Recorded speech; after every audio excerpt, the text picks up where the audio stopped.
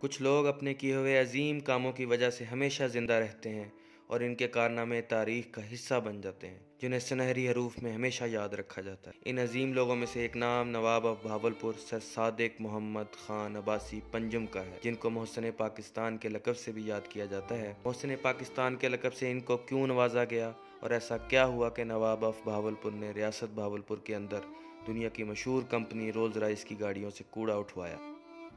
سر صادق محمد خان عباسی 19 ستمبر 1904 میں بہاولپور کے نواحی علاقے دراوڑ میں پیدا ہوئے۔ آپ کا نام دادا کے نام پر صادق رکھا گیا۔ آپ کے والد نواب بہاول خان کا انتقال سن 1907 میں ہوا۔ جب آپ کی عمر صرف 3 سال تھی تو آپ کے والد حج کی ادائیگی کے بعد سفر سے واپسی پر انتقال کر گئے، تو اس طرح آپ ریاست کے 12ویں نواب بنے۔ تو اس طرح آپ صرف 3 سال کی عمر میں ریاست کے 12ویں نواب مقرر ہوئے۔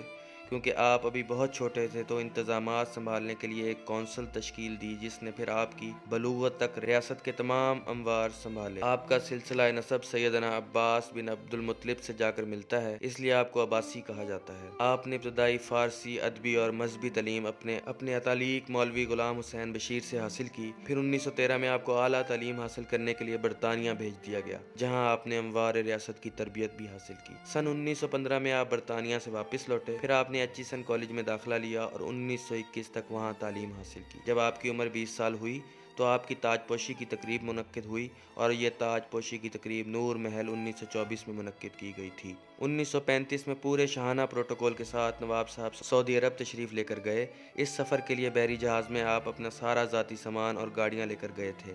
اس سفر میں آپ کے ہمراہ 100 افراد تھے، جنہوں نے آپ کے خرچ پر فریضہ حج ادا کیا۔ وہاں آپ نے سعودی عربیہ کے پہلے حکمران سلطان عبدالعزیز بن سعود سے ملاقات بھی کی اور بطور تحفہ ایک رولز رائس کی گاڑی ان کے نظر کی۔ بانی پاکستان قائد اعظم محمد علی جناح کے ساتھ آپ کا دوستی کا رشتہ استوار تھا۔ قائد اعظم آپ کے لیگل ایڈوائزر کے طور پر بھی کام کر چکے تھے، کیونکہ محمد علی جناح ہندوستان کے مشہور وکیل تھے، اس لیے قانونی پیچیدگی جب بھی پیش آتی تو محمد علی جناح سے ہی رابطہ کیا جاتا۔ آپ نے کراچی میں موجود اپنے الشمس محل اور قمر محل قائد اعظم کو بطور تحفہ پیش کیے۔ جب محمد علی جناح گورنر جنرل کا حلف اٹھانے جا رہے تھے تو نواب صادق نے اپنی مہنگی ترین گاڑی رولز رائس قائد اعظم کو بطور تحفہ دی۔ تقسیم ہند کے وقت نواب صاحب کو اس خواہش کا اظہار بھی آیا کہ آپ ہندوستان کے ساتھ شامل ہو جائیں، لیکن اس پر آپ نے نہایت ہی خوبصورت جواب دیا: میرے محل کے سامنے دروازہ پاکستان اور پچھلا دروازہ ہندوستان میں کھلتا ہے، اور ہر عزت دار آدمی اپنے گھر کا سامنے والا دروازہ ہی استعمال کرنا پسند کرتا ہے۔ اور یوں آپ نے ریاست بہاولپور کو پاکستان کے ساتھ شامل کر دیا۔ قیام پاکستان کے فوراً بعد پاکستان کا خزانہ خالی تھا،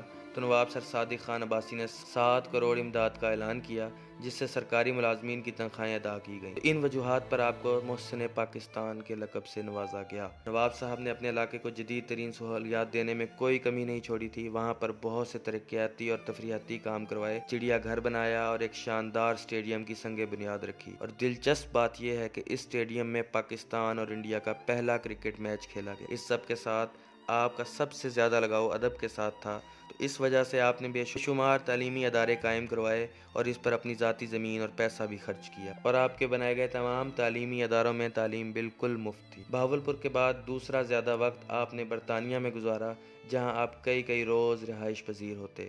ایک مرتبہ آپ لندن میں موجود تھے اور ٹہلنے کے لیے باہر نکلے، جہاں آپ نے رولز رائس نامی گاڑیوں کا شو روم دیکھا۔ آپ اس شو روم میں چلے گئے اور جا کر ان گاڑیوں کی قیمت دریافت کرنے لگ گئے۔ سیلز مین نے آپ کو ایک حقیر ایشین سمجھتے ہوئے آپ کو توجہ نہ دی اور وہاں سے نکال دیا۔ نواب کیونکہ اس وقت ایک عام لباس میں تھے تو وہ واپس اپنی رہائش گاہ پر پہنچے، شاہانہ لباس پہنا اور اپنے سارے عملے کے ہمراہ ایک مرتبہ پھر اس شو روم پر تشریف لے گئے۔ اس مرتبہ آپ کو شاہانہ پروٹوکول دیا گیا۔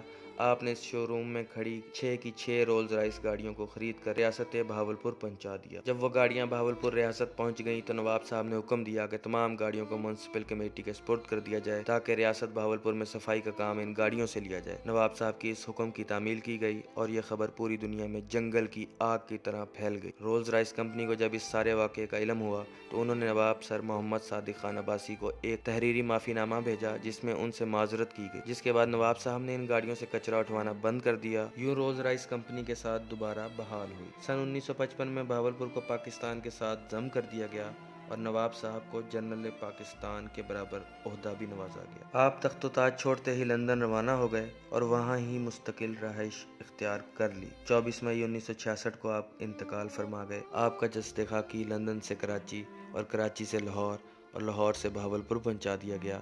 ریلوے سے آپ کی میت 4 گھوڑوں کی بگی میں صادق گڑھ پیلس میں لائی گئی۔ نواب سر صادق خان عباسی کا جنازہ پیلٹن گراؤنڈ میں قاضی عظیم الدین کی اقتداء میں ادا کیا گیا۔ آپ کو پاکستان کے تمام سول سرکاری فوجی اعزازات کے ساتھ دفنا دیا گیا۔ قائد اعظم کے بعد یہ تیسرا بڑا جنازہ تھا جس میں 8 لاکھ افراد نے نماز جنازہ ادا کی۔